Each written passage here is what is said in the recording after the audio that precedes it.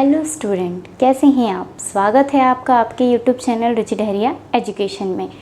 आज हम सीखने वाले हैं समांतर श्रेणी, जो कि कक्षा 10वीं का मोस्ट इम्पॉर्टेंट चैप्टर है।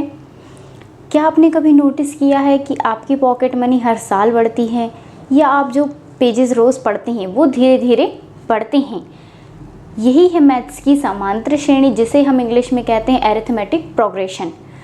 तो आइए हम इसे समझते हैं बहुत ही आसान एग्जाम्पल के साथ। मैं आपको सबसे पहले एक एग्जाम्पल देकर समझाना चाहती हूँ। मान लीजिए कि आपने पहले दिन कितने पेज पढ़े, 2 पेज पढ़े, ठीक है। एग्जाम्पल लिखते भी जा रही हूँ, मैं बोलती भी जा रही हूँ, ठीक है। सबसे पहले आपने मान लीजिए किसी पुस्तक के 2 पेज पढ़े, दूसरे दिन आपने 4 पेज पढ़े, तीसरे दिन आपने 6 पेज पढ़े। तो ऐसे ही आपसे पूछा जाए कि आप बताइए कि आपने 10वें दिन कितने पेज पढ़े, तो आप कैसे बताएंगे। देखिए, आपको बताना है कि 10वें दिन आपने कितने पेज पढ़े। तो यही समांतर श्रेणी से अपन देखिए इसको कैसे हल करेंगे। समांतर श्रेणी से हल करने के लिए यहाँ पे देखना पड़ता है ए होता है, इसमें ए होता है समांतर श्रेणी में प्रथम पद। इसमें मैं कोष्टक में लिख दे रही हूँ, प्रथम पद बराबर क्या होता है ए इसमें क्या है, प्रथम पद 2। डी होता है समांतर श्रेणी में सार्वांतर। सार्वांतर मतलब कि इनके बीच का अंतर। जैसे अंतर देखिए कैसे निकालेंगे। मान लीजिए 6 में से 4 माइनस किए तो कितना बचता है, 6 में से 4 माइनस किए तो 2 बचता है। 4 में से 2 माइनस कीजिए, कितना बच रहा है, 2 बच रहा है। मतलब कि इनके बीच में सार्वांतर, इनके बीच में अंतर कितना है आपका, 2 दिया हुआ है, ठीक है। अब देखिए आपको कौन सा पद निकालना है, 10वां पद। n बराबर क्या है आपका 10, ठीक है। n मतलब होता है कुल पदों की संख्या, कितना है 10 है। अब समांतर श्रेणी का सूत्र होता है an बराबर a प्लस n माइनस 1 गुणित d। अब यहाँ पर आप कितने दिनों का निकाल रहे हो, 10 दिनों का, ठीक है, कि आप वो 10वें दिन कितने पेज पढ़ लोगे। अब यहाँ पर a क्या है अपना 2 है, 2 लिखी मैंने, धन n क्या है यहाँ पे अपना 10 ऋण 1 गुणित d क्या है आपका 2। यहाँ पर क्या बचा 2 धन 10 में से 1 गया यहाँ पे 9 गुणित 2। यहाँ पे क्या बचा आपका 2 धन 9 दूनी 18, कितना हो गया 18 और 2 20। मतलब कि आप कुल 10 दिनों में कितने पेजेस पढ़ लोगे, आप 20 पेजेस पढ़ लोगे। देखिए कितनी आसानी से निकल गया, सिर्फ एक सूत्र से। समांतर श्रेणी का बहुत ही आसान सूत्र है ये, जिसे आसानी से आप निकाल सकते हो कि आपने कितने पेजेस पढ़े, या आप ऐसे में कुल दिन निकाल सकते हैं। बहुत प्रकार के उदाहरण आते हैं इस प्रकार में, है ना। अब देखिए, अब चलते हैं सवाल की ओर। आज का हमारा सवाल है उस एपी का, एपी यहाँ पे समांतर श्रेणी है, अरिथमेटिक प्रोग्रेशन। उस एपी का 31वां पद ज्ञात कीजिए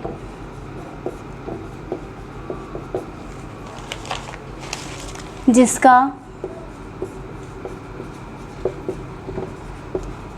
11वां पद 38 है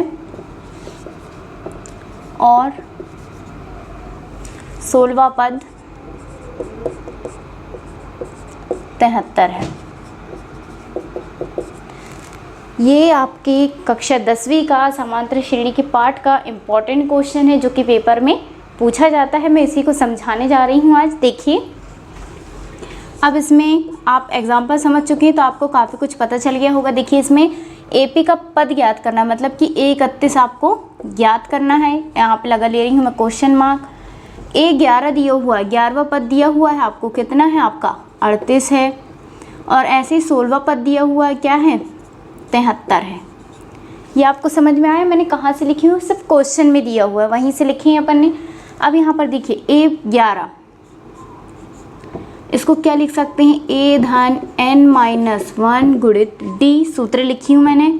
अब यहाँ पर मान रख दीजिए, a का मान क्या है, यहाँ पे a का मान कुछ नहीं है, a वैसे का वैसे ही, धन प्रथम पद दिया नहीं है। n का मान क्या है यहाँ पर 11, 11वां पद है ये, ऋण 1 गुणित d बराबर क्या जाएगा, d का मान भी यहाँ पर कुछ नहीं है। तो यहाँ पे क्या बचेगा, a धन 10 डी। ये हो गया आपका क्वेश्चन नंबर फर्स्ट। यहाँ पर देखिए दूसरा, फिर से वही सूत्र लगाऊंगी, ए धन एन ऋण ए गुणित डी। यहाँ पर क्या बचेगा, ए धन एन, एन यहाँ पे मान कितना है आपका 16, 16 ऋण ए गुणित डी। तो यहाँ पर क्या बचेगा, ए धन 15 डी। इसको दे देंगे अपन इक्वेशन नंबर 2।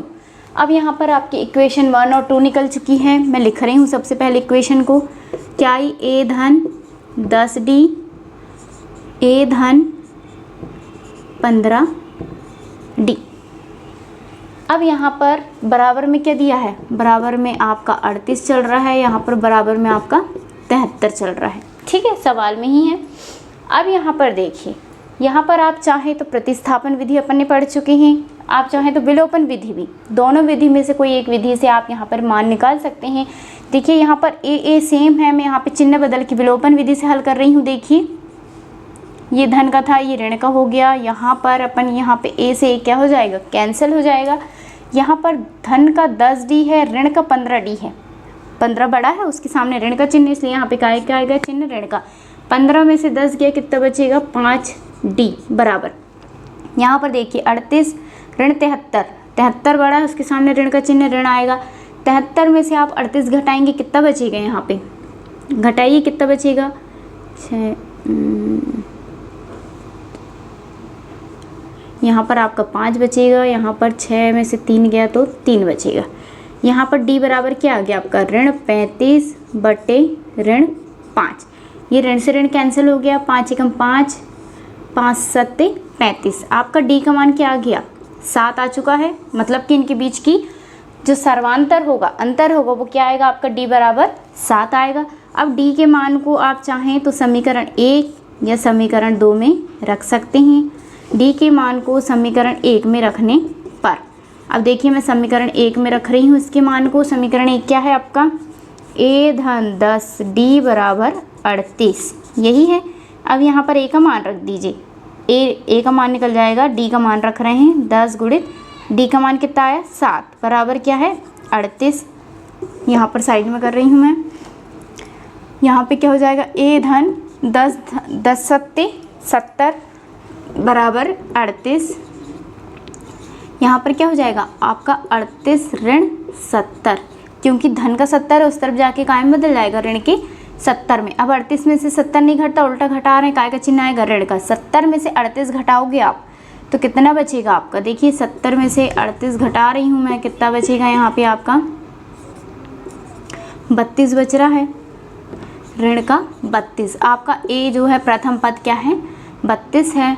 अतः अब यहाँ पर आप देखिए, आपने सबसे पहले ए और डी का मान निकालिए। अब आपको कौन सा पद ज्ञात करना है, 31वां पद।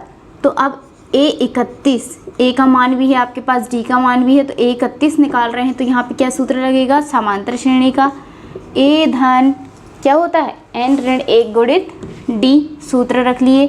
अब देखिए अपने पास सूत्र में रखने के लिए ए का मान भी है, डी का मान भी है, एन का मान भी है। अब ए 31 का मान आसानी से निकल सकता है। देखिए कैसे रखेंगे, ए का मान क्या है अपना, ऋण 32 धन, एन का मान अपना क्या है 31 ऋण 1 गुणित डी का मान कितना आया था अपना, 7 आया था,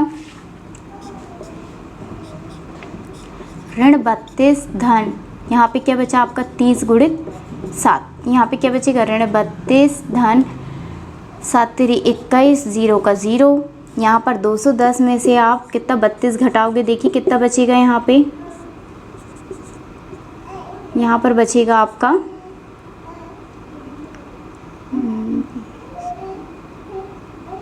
17,178।